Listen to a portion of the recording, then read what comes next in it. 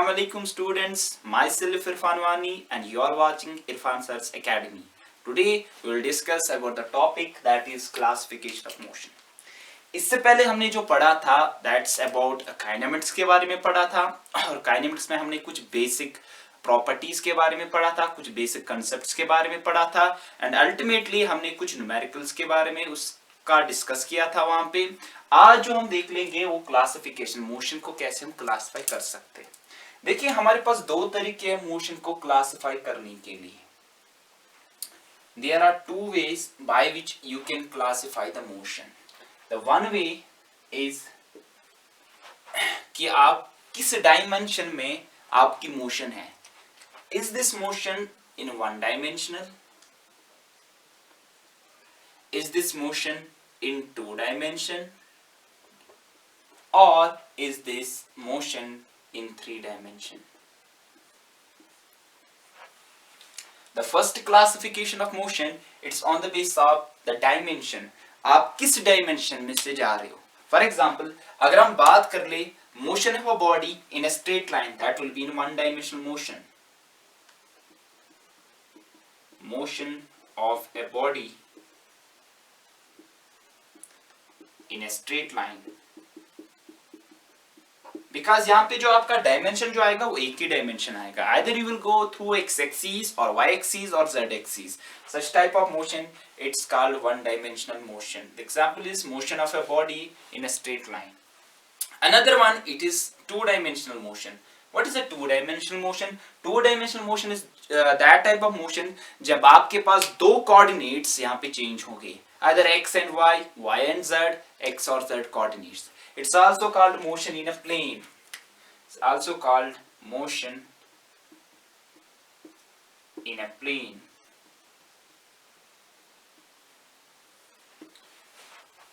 For example आपके पास एक body है जो कि एक प्लेन में चल रही है। फॉर एग्जाम्पल ये आपके पास ये कमरा है, इस कमरे में हम चल रहे, तो यहाँ पे जो आपके पास आ जाएगी मोशन, ये टू डायमेंशनल मोशन आ जाएगी।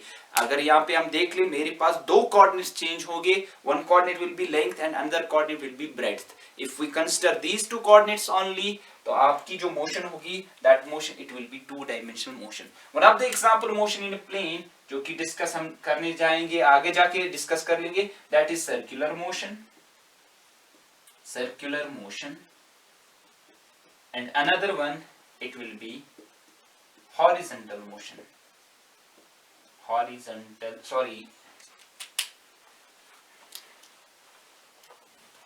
another one it will be projectile motion.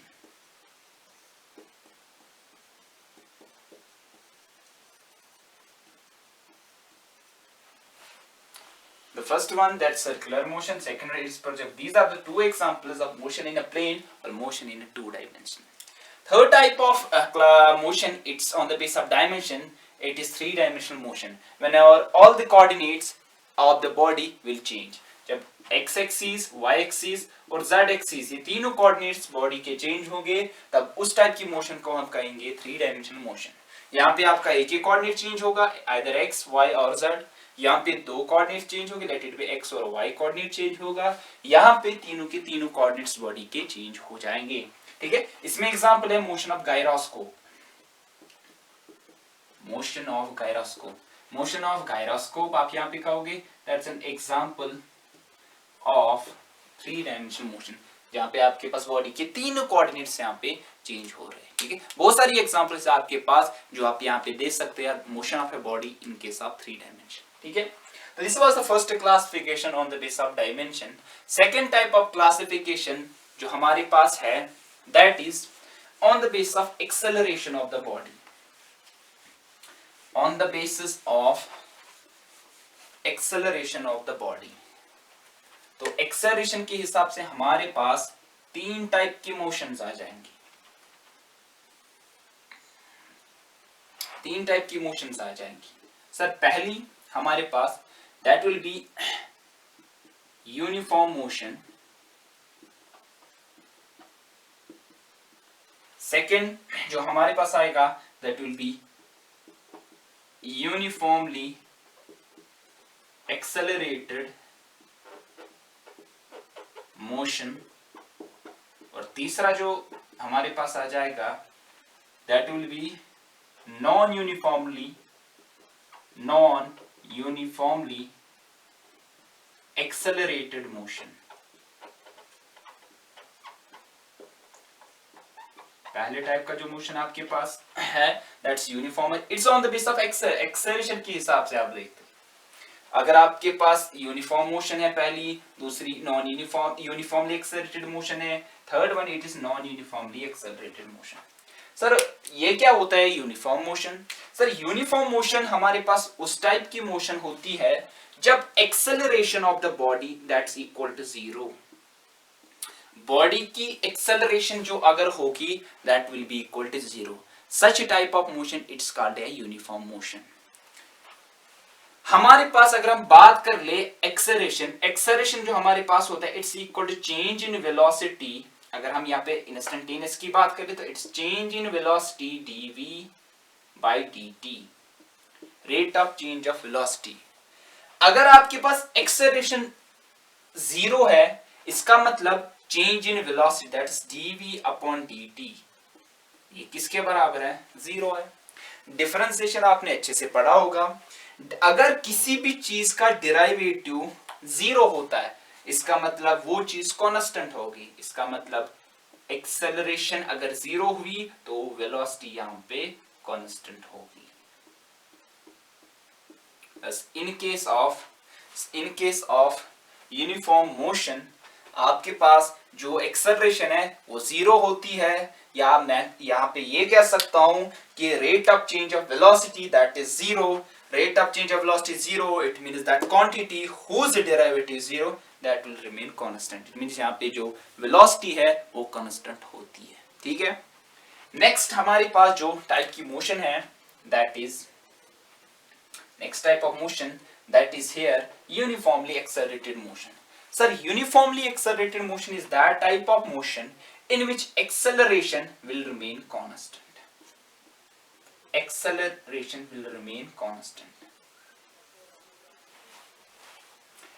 acceleration will remain constant का मतलब ये है आपके पास acceleration होता है rate of change of velocity, वो constant है। rate of change of velocity that will remain constant। अब कौन सी चीज का rate of change of constant तब होगा जब आपके पास चेंज इन वेलोसिटी कांस्टेंट होगा। इसका मतलब change in velocity that is dv, ये आपके पास यहाँ पे कांस्टेंट है। इसका मतलब आप क्या कर रहे हो, कोई बॉडी जा रही है इस पॉइंट से A पॉइंट से लेकर B पॉइंट तक, B से C तक और C से D पॉइंट तक जा रही है बॉडी। अगर A से B तक इसकी यहाँ पे वेलोसिटी है 2 मीटर पर सेकेंड, यहाँ पे वेलोसिटी है 4 मीटर पर सेकेंड, यहाँ पे जो वेलोसिटी है दैट इज 6 मीटर पर सेकेंड, यहाँ पे जो वेलोसिटी है लेट इट बी 8 मीटर पर सेकेंड। अगर आप देख लोगे through out the journey body की जो वेलोसिटी है वो कांस्टेंट नहीं है, डिफरेंट जगह यहाँ पे डिफरेंट वेलोसिटी है। बट अगर यहाँ पे हम देख ले चेंज जो हो रही है वेलोसिटी की A से B तक इस इंटरवल में, अगर यहाँ पे इंटरवल है 2 सेकेंड, यहां से यहां तक 2 सेकेंड, यहां से इंटरवल 2 सेकेंड, तो जो इस इंटरवल में 2 सेकेंड इंटरवल में चेंज है velocity that's 4 minus 4 that is 2 second. फिर से 2 सेकेंड के बाद change in velocity 6 minus 4 that's 2 second. फिर से अगर आप चेंज देखोगे 2 सेकेंड में that will B 8 minus 6 that's also 2 second. तो आपके पास यहाँ पे चेंज इन वेलोसिटी कांस्टेंट रह रही है। Such a type of motion is called uniformly accelerated motion। And in case of uniform motion or uniformly accelerated motion, both are in same case। यहाँ पे आपके पास uniform motion का हो, uniform motion वो motion, अगर जनरल में हम कहें uniform motion की बात तो acceleration या तो 0 होगी या तो constant होगी। अब uniform motion में acceleration आपके पास 0, अगर आप 0 भी एक चीज constant है, 0 एक constant value है, ठीक है, तो आपके पास acceleration 0 या constant अगर होगी that motion is called a uniform motion। and in that case यहां पे जो हम इक्वेशंस ऑफ मोशन को यूज कर सकते हैं, equations of motion can be used. हम यहां पे इक्वेशंस ऑफ मोशन को यूज कर सकते हैं। लाइक आपके पास s is equal to u t plus half of a t square, v is equal to u plus a t, ठीक है, v square minus u square is equal to 2s। These are some of the equations of motion, यहाँ पे आप easily use कर सकते हो। I hope कि आपने इससे पहले इन इक्वेशंस ऑफ मोशन को यूज किया होगा और तभी किया होगा जब एक्सेलरेशन आपकी कांस्टेंट रही होगी, ठीक है। नेक्स्ट टाइप आपके पास जो है that's non uniformly accelerated motion. Sir what is non uniformly accelerated motion? Non-uniformly accelerated motion is that type of motion. It's that type of motion in which acceleration will not remain constant. जब acceleration constant नहीं होगी, that type of motion it's called non-uniformly accelerated motion. And in case of these non-uniformly accelerated motion, we cannot use the equations of motion. Why? Because acceleration is not constant there, we cannot use the equations of motion. What we will use here to solve the non-uniformly accelerated types of motions or equations, we use here calculus. हम यहाँ पे calculus का use करते हैं।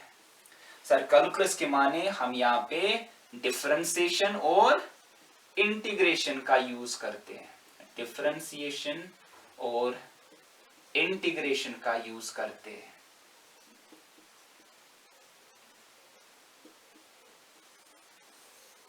कैसे use करते आगे जाके हम देख लेंगे। तो ये सारा था आपके पास क्लासिफिकेशन ऑफ मोशन। तो पहली क्लासिफिकेशन हमने यहाँ पे डिस्कस की ऑन द बेस ऑफ कि यहाँ पे आपके पास डायमेंशन क्या है, इज दिस वन डायमेंशन है आपके पास, दो डायमेंशन में है कि तीन डायमेंशन में है, ठीक है। और नेक्स्ट जो था that's on the base of acceleration, very important कि आगे जाके इसमें हम बहुत सारी चीजें देख लेंगे, ठीक है। तो एक्सेलरेशन के हिसाब से आपके पास यूनिफॉर्म मोशन था, एक्सेलरेशन 0, और यूनिफॉर्मली एक्सेलरेटेड एक्सेलरेशन कांस्टेंट, और non uniformly accelerated that's acceleration is not constant. और यूनिफॉर्म मोशन में हम इक्वेशंस ऑफ मोशन का यूज कर सकते हैं, but in case of non uniformly accelerated motion we can not use the equations of motion, ठीक है। इस पे कुछ सवाल देखते हैं जिसकी वजह से हमें पता चलेगा क्या कोई बॉडी यूनिफॉर्मली एक्सेलरेटेड है या नहीं है।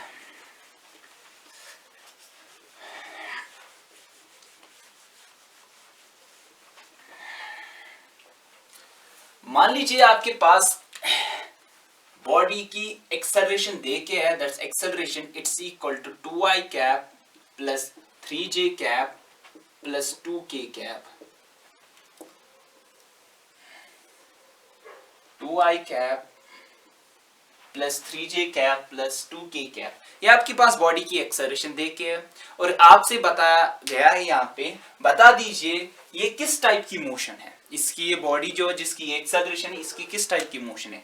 For that we have to calculate acceleration. अगर एक्सेलरेशन का मैग्नीट्यूड देखिए यहाँ पे, it will be under root of 2 square plus 3 square plus 2 square, 2 square 4, 4 plus 4 is 8, 3 square is 9, 8 plus 9 is 17, under root 17 metre per second square. Metre per second square is unit of acceleration. तो यहाँ पे हमने देखा जो acceleration का magnitude ये constant रह रहा है, यहाँ पे value of the acceleration that remain constant. और दूसरी बात अगर हम यहाँ पे देख ले भी, ये जो एक्सेलरेशन यहाँ पे है it does not depend on time.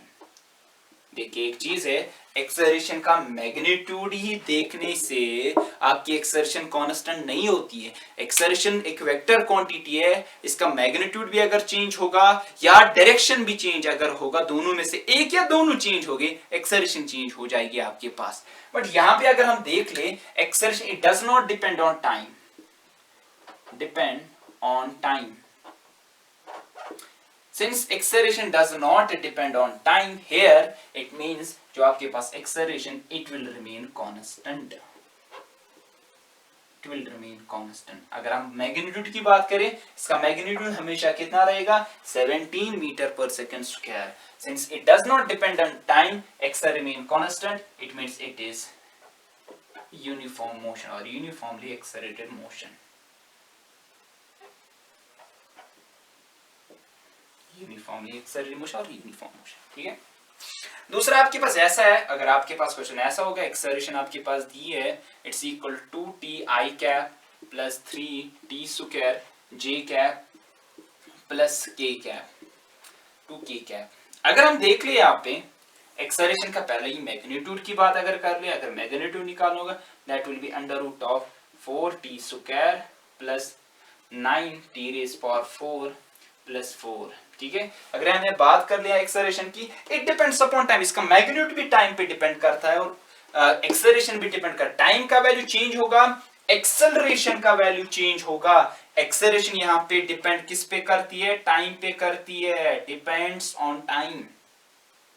Since acceleration depends upon time, acceleration यहाँ पे टाइम पे डिपेंड करती है, तो ये टाइप की मोशन होगी non uniformly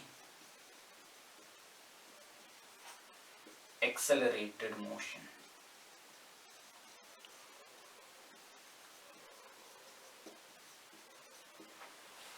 Is that clear? I hope you understand today's class. Our class was about the classification of motion। यहाँ पे हमने देखा कि मोशन कैसे क्लासिफाई करते हैं और कुछ एग्जाम्पल यहाँ पे देखी कैसे हम चेक कर सकते हैं कि कोई बॉडी ये यूनिफॉर्मली एक्सेलरेटेड है, नॉन यूनिफॉर्मली एक्सेलरेटेड। और यहाँ पे आपको कभी कभार ये भी पूछा, बताओ क्या इसमें इक्वेशन ऑफ मोशन यूज कर सकते हैं? आप अच्छे से कर सकते हो सर, इसमें इक्वेशन ऑफ मोशन यूज कर सकते हैं, but in that case we can not use the equation of motion because acceleration is not constant here. What we use here? We use here differentiation or integral, that's calculus। ठीक है, I hope you understand today's session। अगर आपको हमारा video अच्छा लगा तो like कीजिए, share कीजिए और हमारी चैनल को सब्सक्राइब कीजिए। Thank you.